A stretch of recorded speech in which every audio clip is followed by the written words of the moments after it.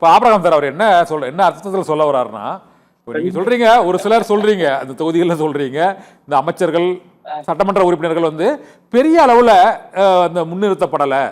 அதாவது ஒரு பொதுவான அவங்க தாவேகா கட்சியில் உள்ள நிர்வாகிகளில் சாதாரண சாமானியர்களை அவங்க வந்து ஜெயிக்க வச்சிருக்கிறார். அந்த தான் புகழேந்தி சார் வந்து ஜாதி மதம் ஒழிக்கப்படுது ஒரு பொதுவான கருத்து. அதுக்கு ஜாதி மதம் ஒழியலை, நம்ம நாட்டில் ஒழியலை. வேட்பாளர்களும் வந்து நீங்கள் சொன்ன மாதிரி மயிலாப்பூர் ஸ்ரீரங்கத்தை போல பல தொகுதிகள் அது போன்று நிறுத்தப்பட்டிருக்காங்களோ மாற்று கருத்து இல்லை. இருந்தாலும் அந்த சமூகத்தின் ஒரு பெரிய அடையாளமாக அவர்கள் இல்லை என்ற ஒரு கருத்தை நம்ம ஏற்றுக்கணும். ஒன்று. இன்னொன்று, இந்த லஞ்சம் ஊழல் வந்து அரசு அலுவலகங்களில் ஒழிக்கப்பட்டதுன்னு இன்னைக்கு முதலமைச்சர் சொல்றாரு. அதை வந்து பகிரங்கமா இப்போது ஒரு நிறுவனத்திற்கு ஒப்பந்தம் கொடுப்பது, டெண்டர் வழங்குவது, மற்றபடி சாதாரண அரசு அலுவலகங்களுக்கு செல்லும் போது நேரடியாக லஞ்சம் கேட்பதெல்லாம் ஓரளவு குறைஞ்சிருக்கு. அதை ஒத்துக்கிறீங்களா ஆபிரகாம் சார்? சார் இப்ப நீங்க குறைஞ்சிருக்கா குறைஞ்சில்லையான்றதை தாண்டி நான் பேச வந்தது அவர் அண்ணன் புரிஞ்சுக்கவே இல்லை. என்னன்னா ஒரே ஒரு சிம்பிள், நான் முதல்ல சொன்னேன்.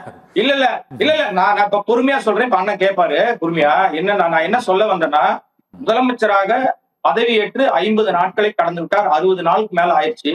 அதிகாரம் அவர்கிட்ட இருக்கு, ஆட்சி அதிகாரம் அவர்கிட்ட இருக்கு, பவர் அவர்கிட்ட இருக்கு. ஒருவேளை அந்த கரூர்ல இவர் சொல்ற மாதிரி, அண்ணன் சொல்ற மாதிரி ஆவேசமா கத்துறாரு இல்லையா, அது மாதிரி தவறு அவர்களே செய்திருக்காரு. திமுக காரர் செஞ்சுட்டாரு, செந்தில் பாலாஜி செஞ்சுட்டாரு, ஸ்டாலின் செஞ்சுட்டாரு, உதயநிதி யாரோ செஞ்சுட்டாங்க சார். சதி பண்ணிட்டாங்க சார், கொன்னுட்டாங்க சார். அதுக்கு ஆதாரம் வந்து அப்ப கொடுக்க முடியல சார். அப்ப இருந்தது திமுக ஆட்சி சார். அதனால காவல்துறை அவங்கள நெருக்கிச்சு சார். எல்லாம் ஓகே, நான் ஒத்துக்கிறேன் சார். இப்ப ஆட்சிக்கு வந்து 60 நாள் ஆயிடுச்சு சார்.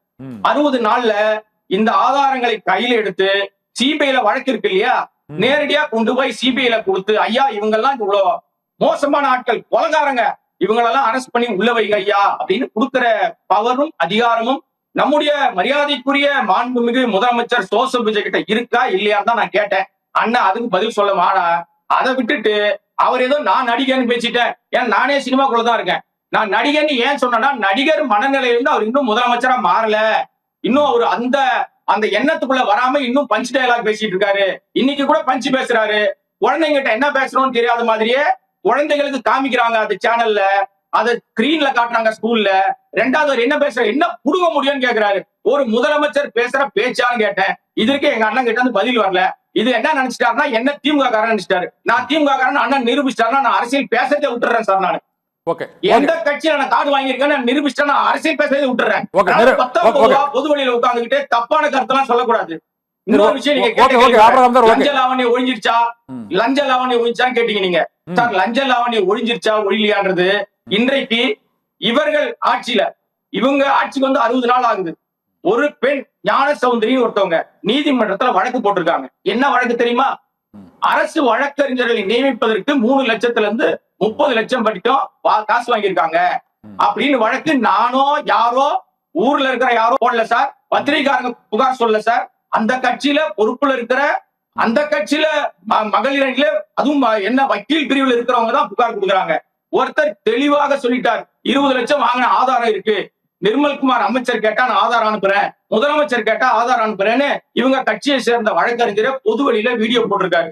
இந்த உண்மைகள் இவ்வளவு இருக்கும் போது லஞ்சம் ஒழிச்சா லாவண்யம் ஒழிச்சானா நான் என்ன தரவேன்? இன்னும் இவங்க நிறைய கத்துக்கலாம், தப்பு இல்ல, டைம் இருக்கு, கத்துக்கலாம், மக்கள்கிட்ட போலாம், நல்லது பண்ணுங்க. யாரும் உங்களை தப்பா சொல்லவே இல்லை. அடுத்தவங்க மேல பழி போட்டுக்கிட்டு இன்னைக்கு எவ்வளவு காலம் ஓட்டுவீங்கன்னு தான் கேக்குறேன். அனைத்து திட்டங்களும் ஏற்கனவே திமுக அரசாங்கம் சொல்லப்பட்ட செயல்படுத்தப்பட்ட திட்டங்கள். அதுக்கு பேரு ஒட்டி ஸ்டிக்கர் ஒட்டிக்கிறீங்க. இதை தாண்டி புதுசா என்ன பண்றீங்க? தங்க மகன், அதாவது தாய்மாமன் சீரு 750 கோடி ரூபாய். இதுக்கு எங்க இருந்து காசு வந்துச்சுன்னு கேட்டா கஜானா காலினாரு. இதுக்கு மட்டும் எங்க இருந்து காசு வந்துச்சு? 4 நாளைக்கு முன்னாடி ஒரு மிகப்பெரிய நகைக்கடை அதிபருடைய மக வாரிசு மரியாதைக்குரிய முதலமைச்சர் ஜோசப் விஜய் அவர் வீட்டுல போய் ஆபீஸ்ல போய் சந்திக்கிறாரு. அவர் யாரு? ஏற்கனவே கோல்டு காயின் கொடுத்ததாக நிறைய விஷயங்கள் தான் வந்திருக்கு. நான் யாரையும் குற்றம் சொல்லல, குறை சொல்லல. இந்த திட்டத்துக்கு மெனக்கெடுக்கிறவர் எவ்வளவோ திட்டங்கள் செயல்படாம அப்படியே கிடப்புல இருக்கு. அதெல்லாம் செயல்படுத்தலாமே. நீங்க செயல்படுத்த வேணாம்னு சொல்லவே இல்லை. மக்கள் இன்னைக்கு மெஜாரிட்டி கொடுக்கறதுனால நீங்க தான் முதலமைச்சர். ஓட்டு போட்டவங்களுக்கும் நீங்க தான் முதலமைச்சர், ஓட்டு போடாதவங்களும் நீங்க தான் முதலமைச்சர். நாட்டு மக்கள் அனைவருக்கும் முதலமைச்சர். அப்ப இந்த வெறுப்பு பிரச்சாரத்தை நிறுத்திட்டு உறுதியான பிரச்சாரம் பண்ண, இடைத்தேர்தல் பிரச்சாரம் பண்ண தப்பு இல்ல. ஆனா வெறுப்பு பிரச்சாரம் பண்ணாதீங்க. ஓடு ஓடு ஓடு. இப்ப அசம்பிளியில் நடந்தது பொய் சொல்லியிருக்காருல்ல, அசம்பிளியில் நடந்தது பார்ட்டி ஃபண்டுன்னு கேட்ட உடனே அவங்க ஓடிட்டாங்கன்னு ஒரு பொய் சொல்லியிருக்காரு. பார்ட்டி ஃபண்ட்னு கேட்ட உடனே பதில் சொல்லி எந்த பார்ட்டி பேர் சொல்லுன்னு கேட்டார் உதயநிதி. ஆமாவா இல்லையா? அப்ப யார் போய் சொல்லி ஓடுறது? கரூர்ல 30 பேர் செத்து போயிட்டாங்க சார்னு சொல்லும் போது பின்னங்கால் பெடர்ல போனவர் நம்முடைய மாண்புமிகு மரியாதைக்குரிய முதலமைச்சர். அது அந்த காலம் அப்படின்னு சொல்லி தப்பிக்கலாமா? ஓகே ஓகே அப்புறம் எல்லாமே ரீல்ஸ் எப்ப மாத்துவீங்க அததான் கேக்குறேன். நான் வேற ஒன்றும் தப்பா சொல்லல. ரீல்ஸ்ல இருந்து வெளியில வாங்க, ரியல் லைஃப்க்கு வாங்க. ஓகே தவறு செய்திருந்தா அவங்களை குச்சி உள்ள போடுங்க. தப்புதான்.